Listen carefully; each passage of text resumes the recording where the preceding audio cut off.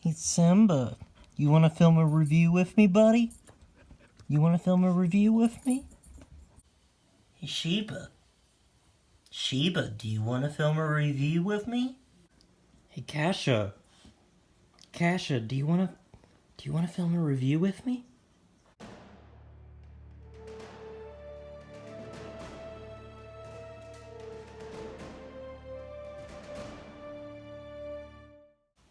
Hey guys, this is my kitty, Kasha, and literally I just wanted to put her in this video because, Pet Sematary, cats, and I wanted to give it an excuse to show my kitty, so here she is. Here's her big film debut. Isn't she lovely? She's actually a mean cat, but I love her. But anyway, let's get on with the review, shall we? Pet Sematary is the second ever adaptation of the book by Stephen King. It stars Jason Clarke, Amy Seimetz. I don't know exactly how to pronounce her name. I'm really sorry. And John Lithgow. I've been really excited to see this movie. I thought the teaser trailer, particularly for this movie, looked fantastic, like a work of art. I thought it looked really good. I was really excited. I've thought that the last couple of Stephen King adaptations have been excellent, such as 1922, Gerald's Game, and the new It remake. I have been on the Stephen King train for a little bit and was interested in seeing what this film would do.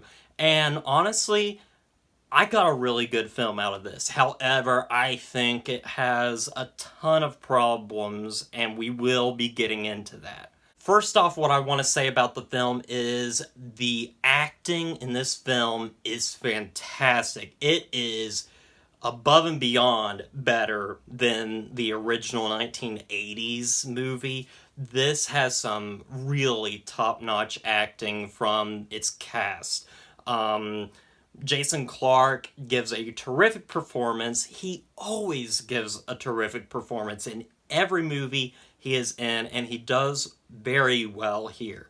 But Amy Seimetz is honestly the glowing star of this movie. She has such a range of emotion that she has to pull off in this movie, and she does it flawlessly. I wish there was more of her in this movie because she is really good, and she has the most about her that you can gravitate towards and attach yourself to. She has the biggest backstory of any of the characters, and it's honestly kind of terrifying and heartbreaking as well.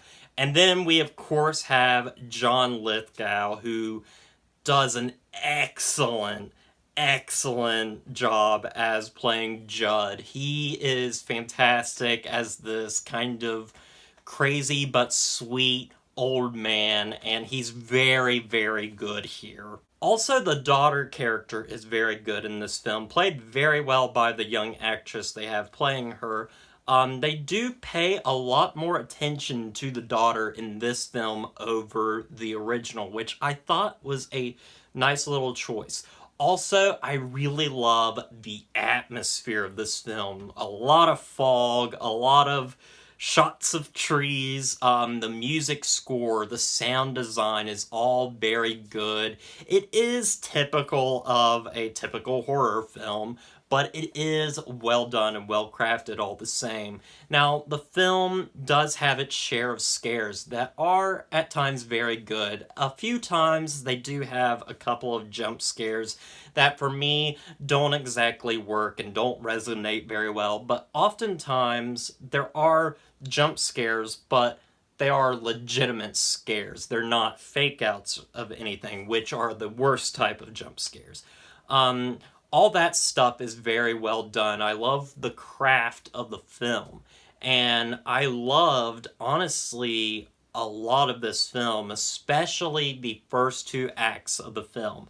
The third act is where we get into a lot of my problems that I have. Now, the screenwriter of this movie is also the screenwriter of the latest remake of Suspiria. Now, I know a lot of people don't exactly like that film. I thought it was alright, but what I did love about that remake was that it wasn't just retreading over the original. It did something different. It switched things up a little bit and made it its own thing, to where it wasn't just another remake that was doing the exact same thing.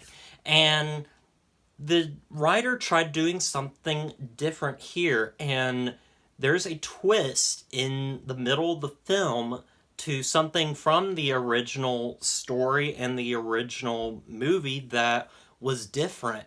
And honestly, I liked it a lot more than what's in the book and what's in the original movie. I thought it was very clever.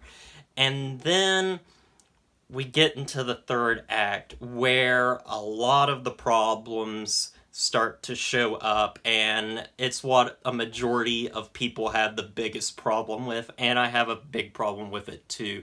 And I don't know how to go about this without going into spoilers, so I'm going to try not to get into spoilers, but I will say that the film has a problem in the third act of being kind of unintentionally funny, I should say. I never laughed out loud, because it's not like that. I think the original film has these unintentionally funny laugh out loud moments, and this film is similar in that way, but it's definitely done a lot better. But yeah, there's stuff near the end of the film where it just kind of becomes a little baffling, and honestly, thinking about it, I think it's not a problem with the film itself, because it's the same problem that the original film has. I think it's a problem with the source material itself, and that just certain things that happen are better left on the page. I don't know how to go into this without going into spoilers, so I will just say, I mean, if you've seen the original, you'll know I'm talking about, like, when the kid comes back to life. And that's where it gets a little goofy, because the kid starts fighting around with the parent, and it becomes kind of laughable. It's something that was in the original movie as well, and it's here too, and it's not filmed like it's supposed to come off that way. It's not unintentionally funny that way. I think the problem with it is just that it doesn't work on screen like I think it probably would work in reading the book. So that's one problem I have with it. Another problem that I will talk about with the film is the pacing is rather slow. The first half of the movie is a lot of exposition, and that does kind of bring the film down a little bit. And honestly, though, those are really my biggest complaints with the film. I still really, really enjoyed this film. I thought it was a blast to watch. I thought the acting was excellent. I thought the scares worked really well. I love the sound design and the music. It's just that third act that really has its own share of problems, and I don't think they're just, problems with the film itself. I think it's just problems with trying to adapt the book, because it's just stuff that's happened before and failed before. Also, the movie has probably the worst end credit song for a horror movie I have ever heard. It just does not fit at all with the tone of this movie at all. It is distracting and just terrible. I hate to leave off on that kind of a note, because I really did enjoy this film. It's just, Even though I really enjoyed it, it does have its share of problems and is a little disappointing, but I still had fun with it. I'm going to give Pet Sematary a 7 out of 10. Well, guys, I want to thank you for watching this review. I'm going to be watching Shazam soon, so look for that review soon. But as always, don't forget to like, comment, and subscribe to the channel, and I'll see you guys in the next review.